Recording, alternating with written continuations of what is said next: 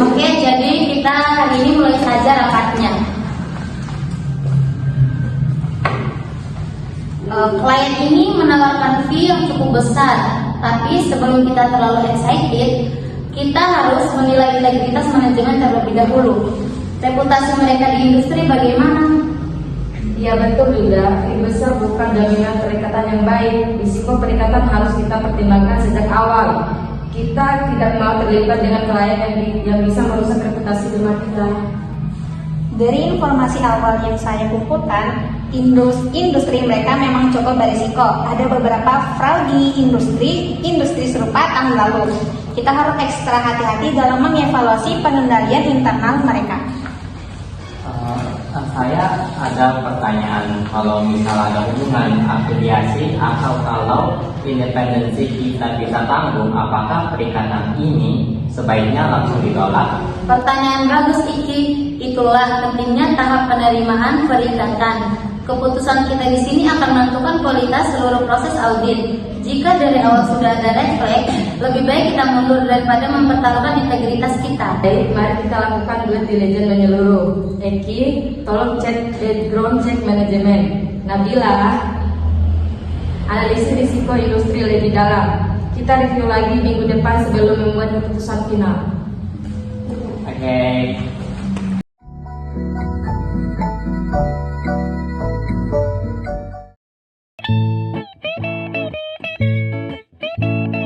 Setelah perikatan diterima dengan mempertimbangkan semua aspek risiko, sekarang kita masuk ke tahap yang sangat krusial atau perencanaan audit. Ini adalah fondasi kesuksesan kita. Perencanaan yang matang akan menghemat waktu dan meningkatkan efektivitas audit. Saya akan fokus pada evaluasi sistem pengendalian internal klien. Saya sudah menyiapkan checklist berdasarkan COSO framework untuk mengidentifikasi control gap yang potensial.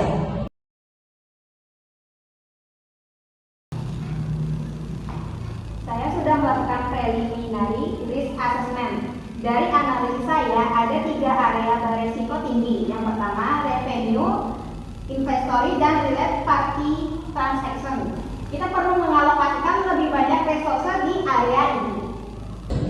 Saya bantu menyusun program audit yang detail untuk masing-masing area. Saya juga sudah menghitung tingkat materialitas berdasarkan benchmark yang kita sepakati 5% dari laba sebelum pajak. Bagus sekali Iki, jangan lupa juga untuk menyiapkan strategi sampling yang tepat. Untuk area berisiko tinggi, kita akan menggunakan sample size yang lebih besar dengan confidence level 95%. Sempurna banget teman-teman. Dengan perencanaan sedetail ini, kita akan lebih siap menghadapi tantangan di lapangan. Mari kita finalisasi audit plan ini dalam 2 hari ke depan. Lalu kita mulai flyboard minggu depan.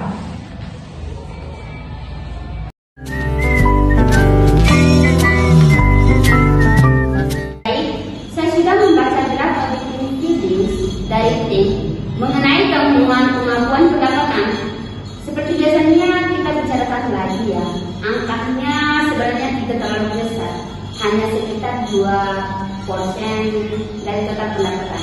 Ibu, secara nominal mungkin terlihat kecil, tapi berdasarkan tingkat materialis yang kami tetapkan ini cukup signifikan.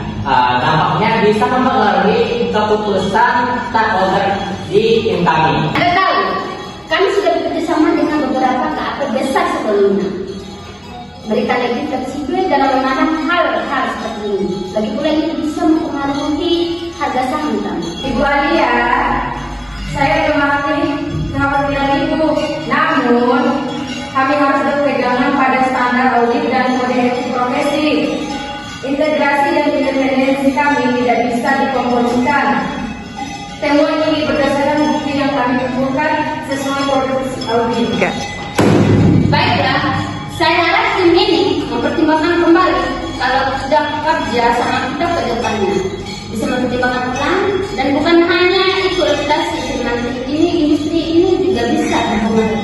Tekanan seperti ini justru memperkuat alasan mengapa independensi auditor itu sangat penting. Kalau kita mengarah pada tekanan, kita tidak hanya menikmati profesi kita, tapi juga justru jutaan stakeholder yang mengandalkan laporan audit kita. Benar banget Ibu Eki. Kami akan tetap melaporkan sesuai dengan fakta dan bukti audit. Ibu bisa request untuk second opinion dari kantor lain di firma kami jika diperlukan. Tapi temuan tidak akan berubah kecuali ada bukti baru yang valid. Keputusan sudah final Ibu. Kami akan melanjutkan sesuai dengan standar profesional. Terima kasih atas waktunya. Mohon maaf Ibu, kita balik dulu. Jujur tadi sempat nervous banget saat Ibu Alia memberi tekanan seperti itu. Tapi saya bangga karena kita bisa tetap berpegang teguh pada prinsip. Adil tersenyum. Ini pembelajaran berharga. Integritas auditor memang aset utama profesi kita. Tanpa itu, kita hanya menjadi rubber stamp bagi manajemen. Audit yang berkualitas lahir dari keputusan yang benar. Meskipun kadang tidak mudah dan tidak populer, disinilah peran penerimaan perikatan yang tepat dan perencanaan audit yang matang. Keduanya kita tetap objektif sejak awal. Dan yang paling terpenting kita bekerja dalam tim, saling mendukung dan menghadapi tekanan seperti tadi. Kalau sendirian mungkin akan lebih sulit.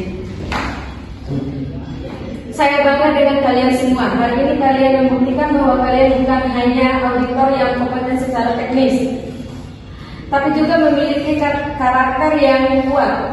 Ingat, reputasi dibangun dalam waktu lama, tapi bisa hancur dalam sekejap.